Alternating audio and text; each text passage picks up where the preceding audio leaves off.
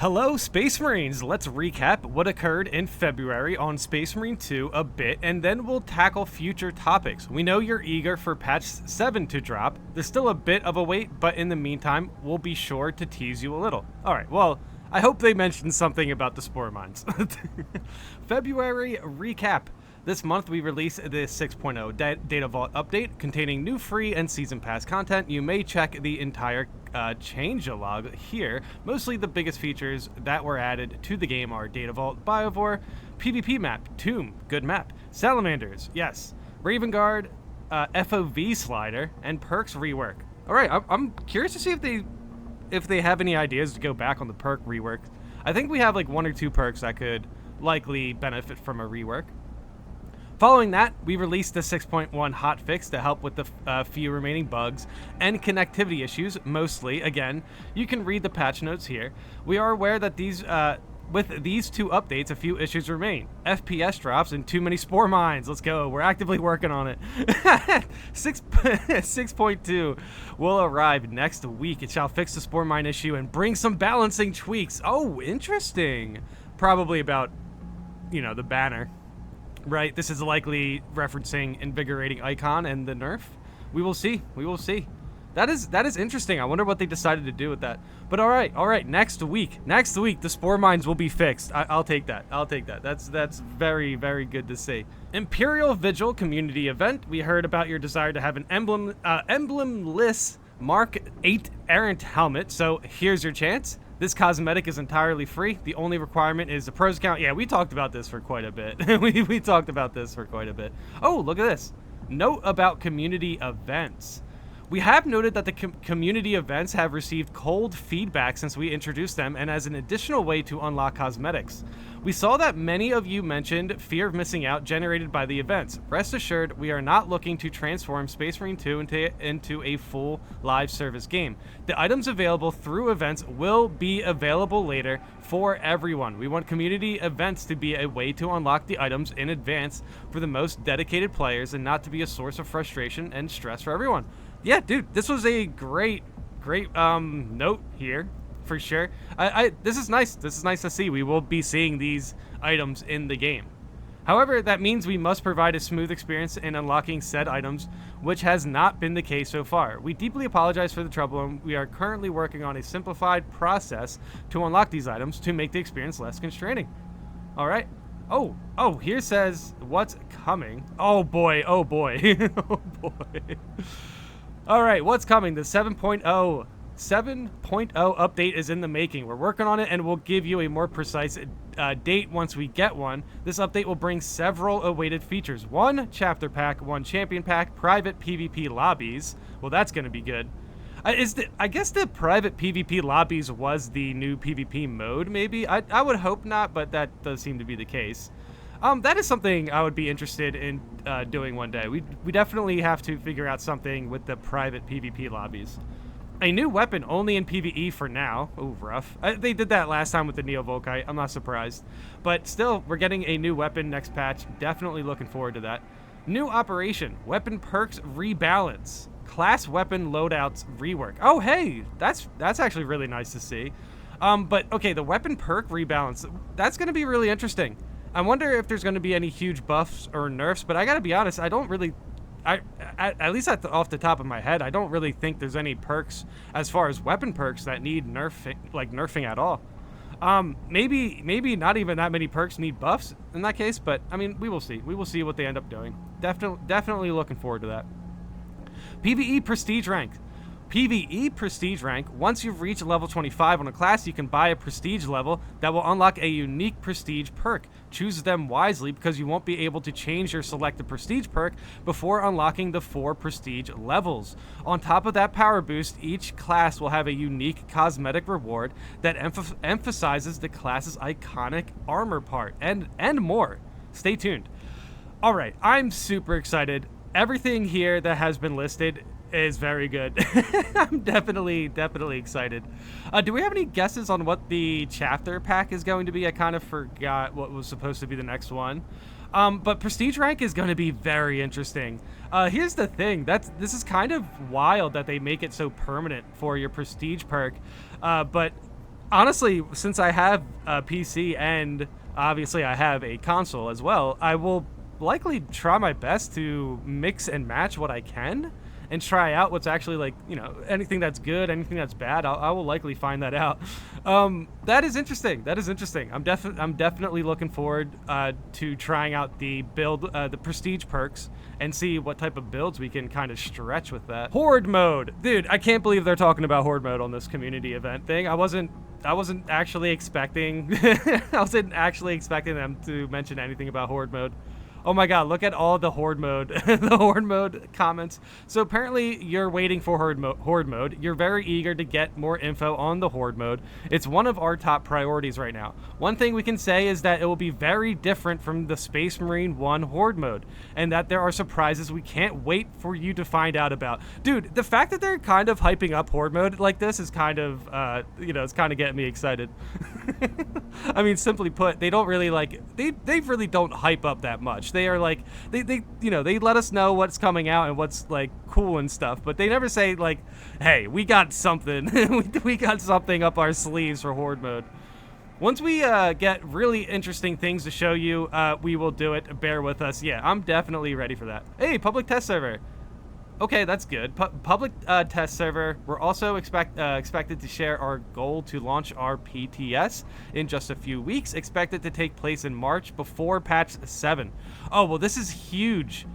To take place in March before patch 7. So patch 7 is definitely... I don't want to imply that it's not in March here, but it's probably not in March. But still, yes, the public test server is something I want to try. Once we get a specific date, we'll make an official statement on our socials and Discord.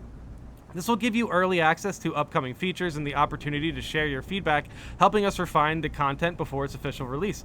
It will exclusively happen on Steam, neither on Epic Games Store nor console. It will be very easy to install because it will act as a separate game. All right. Community feedback on the new absolute difficulty, a word from our game director. All right. We would like to hear your opinion regarding absolute difficulty. Overall, we are quite happy with how intense the difficulty itself is. We see that it requires a lot of concentration, and we feel like it's fun in terms of how many enemies you have to face, how hard they hit you, etc. At the same time, we see some comments that it's a bit easy, yet on the other hand, we don't want to mess it up, and we would like to hear the voice of the community first. I haven't heard too many people say absolute was too easy. I gotta be honest. I haven't heard. I think they're hearing it from players who are either like teaming up with, you know, like really good teammates or something. But I don't know what I could say to change absolute to make it harder. That's pretty wild. But all right, let's see. Here's some data and context. According to our stats, the average win rate on absolute is 60%, significantly higher than lethal difficulty that sits at 50, which seems a bit higher than we expected. All right, yeah, that seems weird. But I gotta be honest, some people jump into lethal not knowing what they're doing. Like, lethal teammates were definitely kind of getting rough at the, you know, before absolute came out. And I think absolute teammates are a little bit more competent than lethal teammates, but still, regardless, interesting. At the same time, such high win rate is explained by 3 facts. Absolute difficulty is locked for new users. Oh, okay, yeah, that's fair. Only 12% of daily playtime is spent on absolute. Only 15% of weekly active players play at least 1 match on absolute. Oh, wow. That's eye-opening. This means that only a small portion of very hardcore and well-prepared players are playing the absolute difficulty, and we must find a proper balance between wishes of the hardcore players and more casual players that simply want to have fun. I will be completely honest. I think we are almost at a limit in terms of how we can make the game harder without making it unfair and not fun. Yeah, I honestly have to agree, but this is still very interesting. This is a very interesting insight on where we are at with new difficulties and scaling in the game in general. Oh my god, this is saying a lot more than I expected. We can significantly increase the number of enemies for performance and memory reasons. Greatly increasing enemy damage and HP will make it so players will die randomly. Yeah, he's right. This is he's right. He's definitely right about that. And we'll make enemy bullet sponges, which will not be fun. We do not want to implement a new difficulty because that would split the matchmaking pool even more. We have to stick to the existing 6 difficulties. The proper way of doing this would be implementing a set of gameplay modifiers. Oh yeah, type formation gameplay modifiers that we've tried to release earlier. Combination of that is true. They did try to release it earlier. It was just not the right time for it, I think. Everyone was still kind of getting used to lethal, and it was kind of crazy because it's like lethal's a huge difficulty jump, and then it's also, yeah, with the tight formation armor situation. That was pretty wild. Combination of which would make each challenge unique. And I'm happy to announce that we are already working on the system. However, this will take some time. For now, we can tweak some parameters, and we would like to hear your opinion on some specific items. All right, well, I guess we'll do this now. This is interesting. Wow, I did not expect to run into like a survey at the end of here, but yeah, let's go for it. Poll 1. Would you like to see dual terminus enemies and more terminus enemies in general on Absolute? Holy cow, we covered this. we talked about the double terminuses.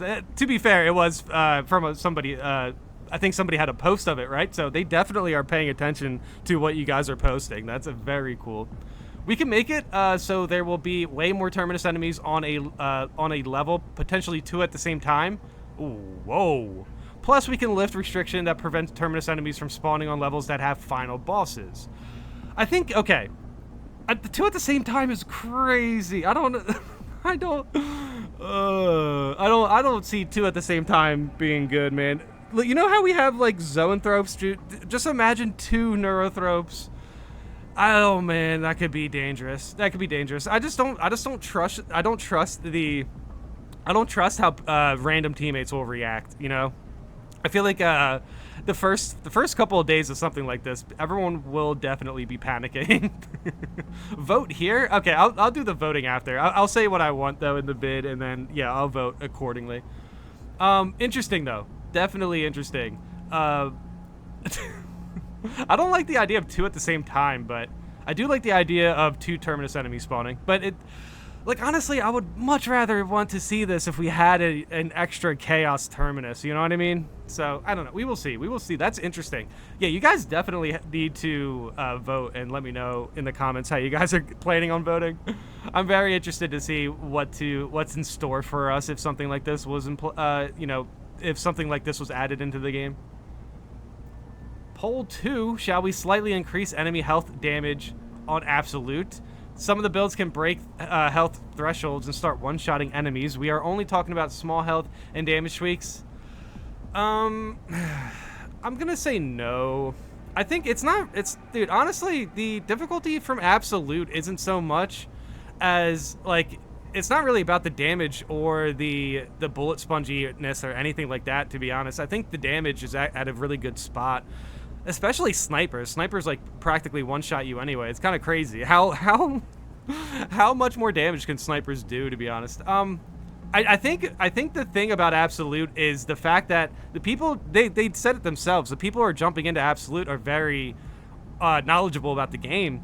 And when you throw 3 extremists at a team and they all know how to fight an extremist enemy by themselves, that's pretty much a good matchup depending on what they actually throw at you. So I think that there's just a lot of randomness when it comes to the difficulty, especially for Absolute because of the triple extremist spawns. You can get triple biovores, you can get triple lictors, but if you're on a team of players who are like specifically really good at fighting like lictors, then yeah, you know what I mean? If you get an extremist spawn and 2 of them, your teammates are super good at beating up, then it's not really a triple extremist spawn, you know? It's really just depending on the matchup.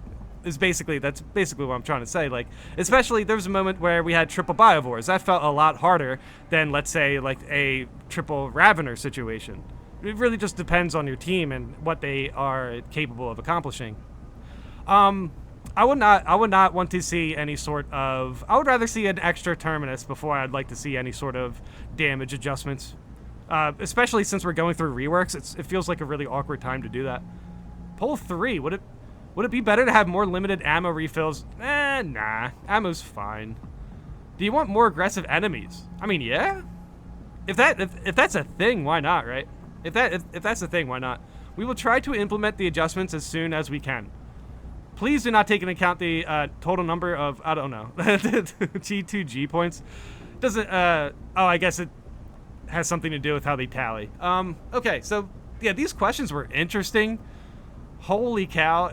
I kind of want to talk about some of these in a different video, to be honest, but for the most part, yeah, I've definitely told you my thoughts on these. The only one I'm really super interested in is the extra terminus, and maybe the aggressive enemies. I just don't know what that implies. Emotes were worth a shot. So yeah, they're just sharing some emote photos here. These are great. Emotes were a big hit. I'm a huge fan of emotes. I don't know if you guys ever get into a game with me or whatever. I spam a lot of emotes. It's fun. That's it. All right, don't hesitate to provide feedback on the upcoming content in the comments below. I guess we'll read some of those comments. The Emperor protects. Yes. Thank you, devs. This was a great update. I'm super excited for next month because the public test server is going to be very interesting, and then yeah, we're going to hear more about the next patch. It's gonna be an interesting month, to say the least. And not to mention, next week, Spore Mines will be fixed. Very happy about that. And then we actually get the finalized version of Invigorating Icon. So that is going to be a really interesting perk to kind of work out to see if it's still as strong. It's not going to be still as strong, obviously, but if it's anywhere near as strong, it's still going to be fine, So we will see. I'm excited for that.